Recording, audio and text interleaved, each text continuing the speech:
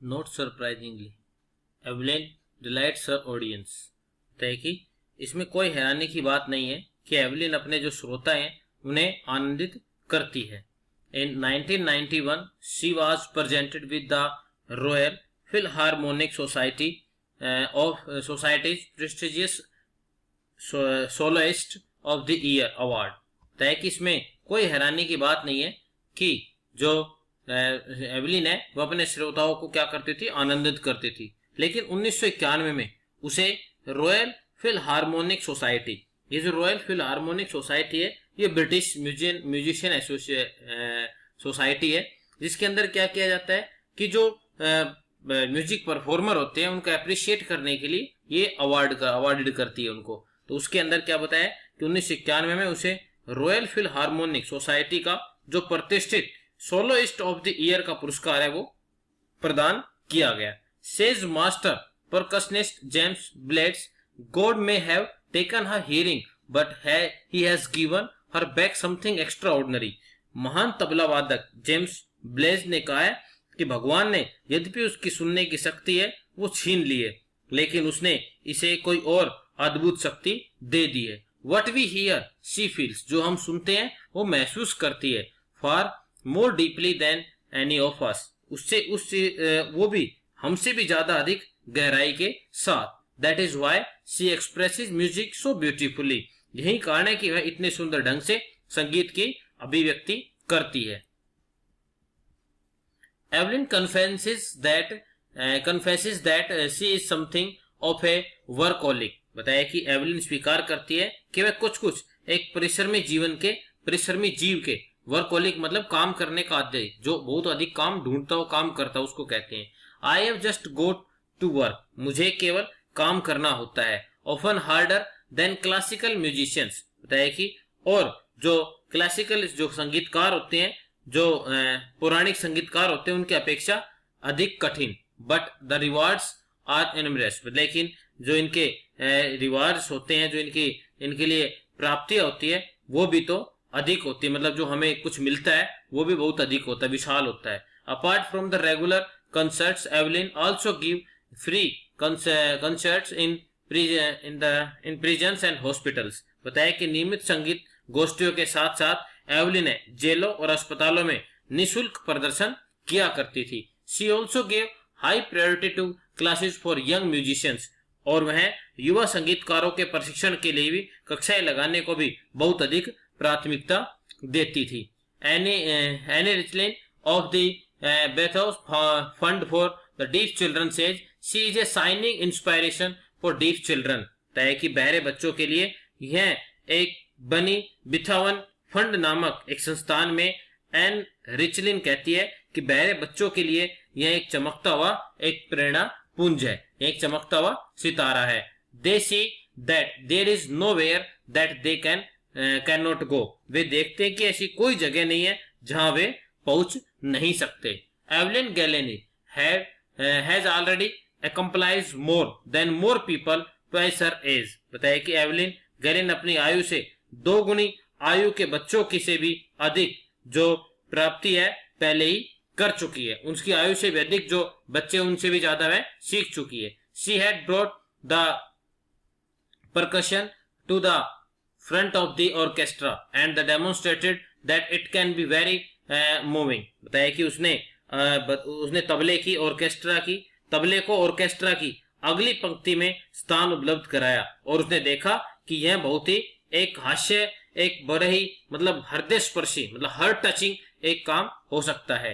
She has given inspiration to those who are handicapped people who look to her and say if she can do it I can do। बताया कि उसने विकलांगों को प्रेरणा दी, लोग जो उनको देखते हैं उनकी तरफ देखते हैं वो और कहते हैं यदि ऐसा वो कर सकती है तो मैं भी कर सकता हूं।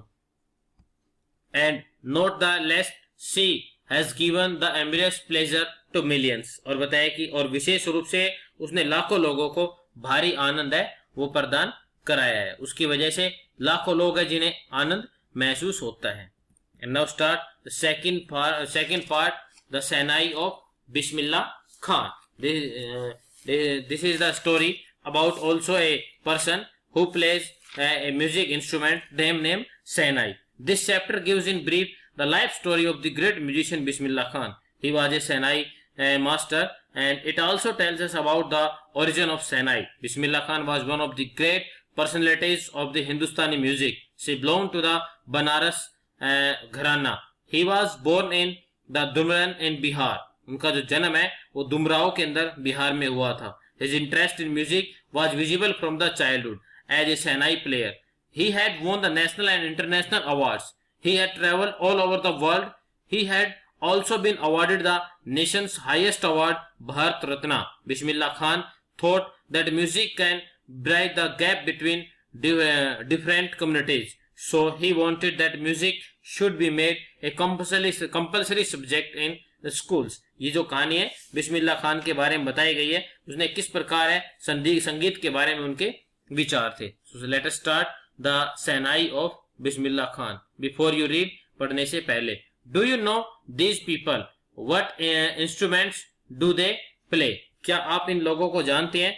इन चित्रों को देखिए और लोगों को पहचानिए. ये कौन कौन से यंत्र है, कौन कौन से वाद्य यंत्र है ये बजा रहे हैं.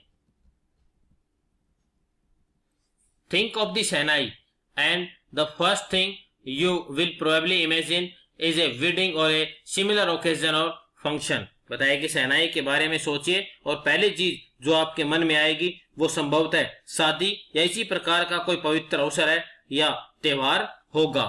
The next would probably be Ustad Bismillah Khan, the Sehnai, the maestro and played this instrument. और बताया कि अगली बात जो आपको ध्यान में आएगी संभवतः उस्ताद बिस्मिल्लाह खान सेनाई वादक होगा.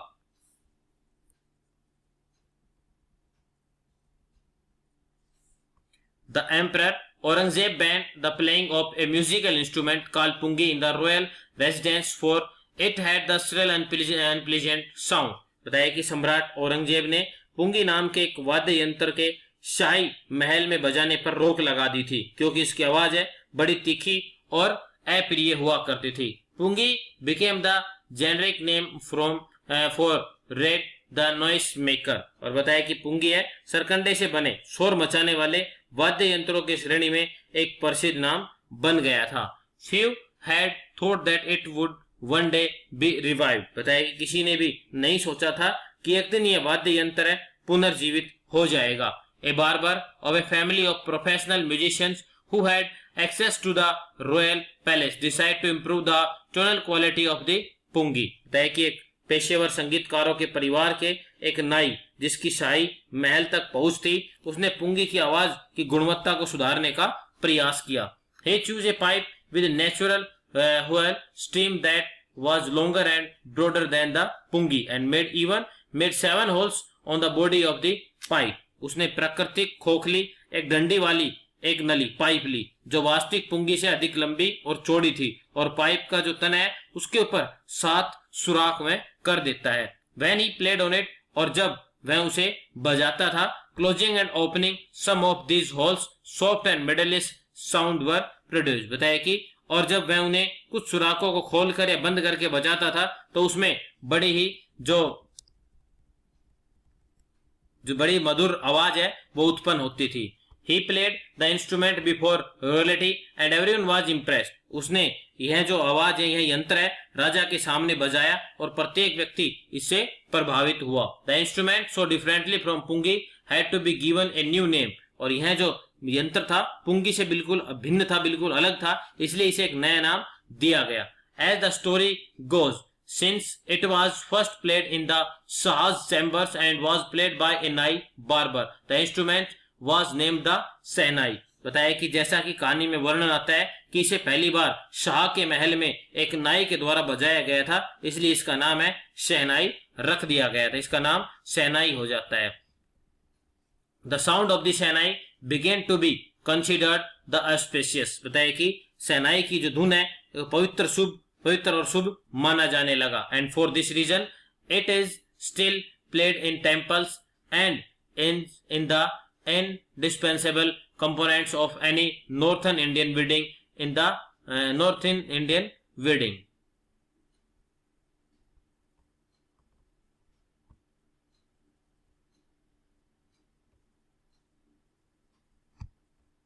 and for this reason it is still played in temples and is an indispensable component of any northern Indian wedding. और यही कारण है कि इसे मंदिरों में बजाया जाने लगा और यह उत्तर भारतीय शादी के अंदर बजाया जाने वाला एक सबसे अभिन्न, सबसे महत्वपूर्ण एक यंत्र है, वो बन जाता है. In the past the shehnai was part of the नौबत और the traditional ensemble of 9 instrument found at royal courts. बताया गया है कि भूतकाल के अंदर, पास्ट के अंदर शहनाई नौबत या 9 वाद्य यंत्रों को एक परंपरागत समूह का हिस्सा थी जो कि राज दरबार से मिलते थे. जो राज दरबार के अंदर परंपरागत तरीके से बजाए जाने वाले इंस्ट्रूमेंट है उनमें से एक शहनाई वह वो मिलती थी. Till recently it was used only in temples and weddings. और हाल ही के वर्षों तक इसका उपयोग केवल शादी या मंदिरों में किया जाता था. The credit for bringing this instrument on to the classical stage goes to Bismillah Khan. और इस वाद्य यंत्र को मंदिरों से बाहर निकालकर एक गौरवशाली स्तर तक लाने का जो श्रेय उस्ताद बिस्मिल्लाह खान को जाता है. As a 5-year-old Bismillah Khan played gilli danda near a pond in the ancient state of Dumraon in Bihar. बताया कि जब वो 5 साल के थे बिस्मिल्लाह खान, तो वो बिहार के दुमराव रियासत के अंदर, दुमराव जो जगह है उसके पास एक तालाब था और उस तालाब के पास गिल्ली डंडा खेला करते थे. He was regularly go to the nearby Birhaiji temple to sing the Bhojpuri Cheta, at the end of which he would earn a big laddu weight 1.25 kg, a prize given by the local Maharaja. और बताया कि वहां भोजपुरी चैता गाने के लिए पास के ही स्थित बिहारी जी के मंदिर में जाया करता था और संगीत की समाप्ति के अंत में उन्हें इनाम के रूप में जो वहां का महाराजा था उसके द्वारा 1.25 किलो का एक लड्डू मिलता था. This happen 80 years ago and the little boy has traveled far to earn the highest civilian award in India, the Bharat Ratna. यह 80 वर्ष पहले की बात है और उस लड़के ने भारत के सर्वोच्च नागरिक सम्मान भारत रत्न को प्राप्त करने तक का सफर है वो तय कर लिया है. Born on 21st March 1916, Bismillah belongs to a well-known family of musicians from Bihar. 1916 के अंदर 21 मार्च 1916 को जन्मे बिस्मिल्लाह खान का जन्म है बिहार के प्रसिद्ध संगीतकारों के घराने के अंदर हुआ था. His grandfather Rasul Baks Khan was the Sainai Nawaz of the Bhojpur Kings court. और बताया कि उनके जो दादा थे रसूल बख्श खान भोजपुर के राजा के दरबार के अंदर शहनाई नवाज थे, शहनाई बजाया करते थे. His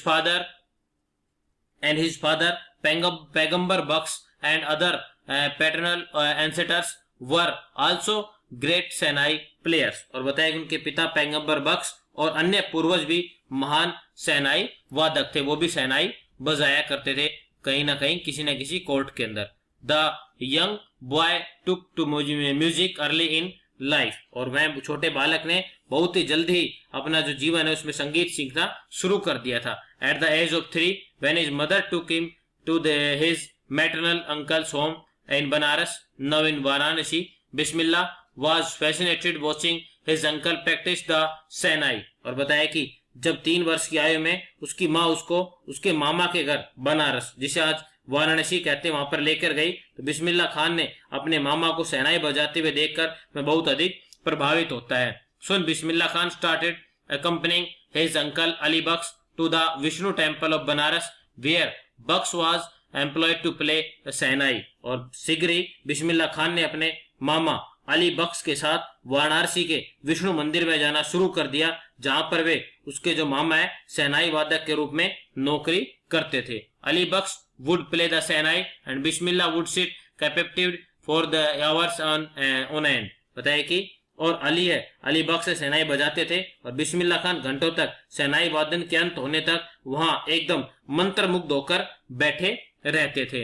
Slowly he started getting lessons in playing the instruments and would sit the practicing throughout the day. और बताया कि जल्दी उसने शहनाई वादन की जो शिक्षा है वो लेनी शुरू कर दी और सारा दिन बैठकर वह रियाज प्रैक्टिस अभ्यास किया करता था. For years to come to the temple of Balaji